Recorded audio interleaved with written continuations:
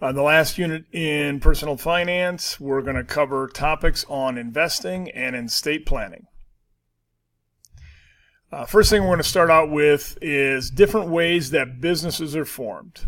There are more than just these three, but these are the three basic forms of ownership for companies. One is a sole proprietor, another is a partnership, which there are multiple types of partnerships, and the last is going to be corporations. And again, there's multiple types of corporations as well, but we're going to cover some of the basic ideas on all three of these.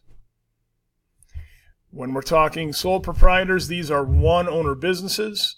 These people will get all the profit if the company does well. They will also take all the loss if the company does not do well. The startup cash to get a sole proprietor up and going either comes from the owner's savings, or it would come from a loan, going to a bank and saying, I have this idea, I'd like to borrow money to start this company up. If this was accounting, we would talk about business entity and kind of keeping separation of personal stuff from business stuff, but we'll get into that when and if you take accounting. When you look at sole proprietors, the phrase we kind of like to say is, you the man. So you get to make all the decisions. You get to decide when you're open, how you're open, the prices you're charging, the services you provide. You get all of that freedom. A lot of people like that freedom, the ability to set your own hours and be your own boss and do things of that nature. Easy to make adjustments. If you don't want to be open or run a business on a Friday, then you don't have to be open on a Friday. You don't really have to ask anybody else. Okay, you the man. Some of the challenges or drawbacks of being a sole proprietor is you're responsible for everything. So if Mr. Clem decides to start up a lawn mowing business and he goes to the bank or takes out his own personal savings to buy the truck and the trailer and the lawnmower and the weed whips and whatever else I get going on, if I put in the time and the effort, I make all the profit. If things don't go well, I end up taking the loss. But I'm responsible for everything. So I'm responsible for hiring the employees, dealing with the payment, dealing with the billing, dealing with the human resource stuff and taxes and advertising and all of those kind of things. My employees have some amount of interest in the company. I mean, they want their job. They want a paycheck. But if, we get a rainout day, they're not really out a whole lot. They don't lose. If all of a sudden we have a really rough year and the company shuts down, they may lose their job, but they don't lose any of their own money. They lose a paycheck they could potentially get, but they didn't have to put up their own money to get this job, where an owner of the business does. Another drawback of sole proprietors is this concept of unlimited liability. So if something goes wrong, if I run over a bunch of rocks and I spray the whole side of the house and wreck it, I'm mowing lawn. If I run over a bunch of rocks and I hurt an animal or something like that, and my insurance or my liability insurance doesn't cover the full damage for whatever I caused, that client could then come after me as an individual, not just my company. They could come after me as an individual. So some positives and negatives to forming as a sole proprietorship. We next move on to partnerships, and partner just means more than one. Could be 2, could be 8, could be 50, could be 100. The profit and loss is split according to the partnership agreement. So if you and Mr. Clem decide to start a partnership, we could set it up right down the middle, 50-50. We could set it up 60-40, where I get 60, you get 40. We could set it up where there's 5 or 6 of us and we split it up, 20% apiece. We could split it up where I get 60% and the other 4 students get 10% because I'm the one who's putting up the cash, but you guys are the ones who are putting in the work. So again, depending on how that partnership agreement is set up is how profit and loss is split.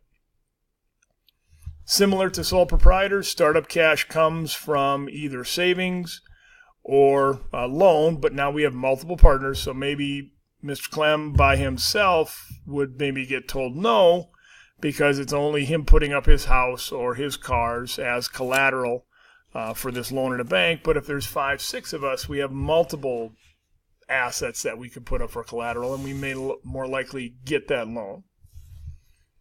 Some positives, you have multiple people responsible for the business, and you can divvy up duties. Mr. Clem can be the accounting guy, and you could be the marketer, and the third partner could be the one providing the service or the product, or everybody could kind of specialize in their own area and get really, really good at what they do, rather than a sole proprietor where I'm responsible for everything. Some drawbacks to being a partnership would be disagreements with other partners. It may sound all great and rosy and awesome once you decide to start your business, but as business goes on, whether you expand or not, whether you change what products or service you're providing, whether you expand your company, whether, lots of different things can cause challenges, and you may not agree with partners. It's very challenging, especially when the partners are some type of a relative, brother, sister, cousins, aunts, uncles. It kind of makes Thanksgiving dinner a little bit more tense when there's disagreements when people are working in the family business. The last drawback, again, is that unlimited liability idea, but not just unlimited liability for yourself, but unlimited liability for all the partners' actions. So if we're a 4-person partnership, and 3 of the other 4 partners are doing it perfectly, but Mr. Clem decides he's going to embezzle and steal money or not pay taxes or whatever it's going to be, the other 3 partners are just as responsible for my actions as I am for theirs. So pluses to partnerships and drawbacks to partnerships. Third one is going to be a corporation. Now, this could be as few as 1 person. This could possibly thousands, if not millions of people who are the owners of this business. Very different from sole proprietors and partners, because the startup cash is coming from what we call the issuing of stock or an initial public offering. Some businesses would issue bonds, but those are more once the company is up and running than a way to start the company. The stock or owning stock is a very small part of the business. Bondholders are owed a certain amount of money, but they don't necessarily own a piece of the company. So if I go get all 600 students in the high school to buy into a company, depending on how much they buy, they have a very small ownership claim or ownership stake in that business. They actually own a small piece of it. They may not run it from day to day. They may not have a whole lot of say over how the business is run, but they do have a small ownership piece, where the bondholders are just owed money. They don't necessarily own the company.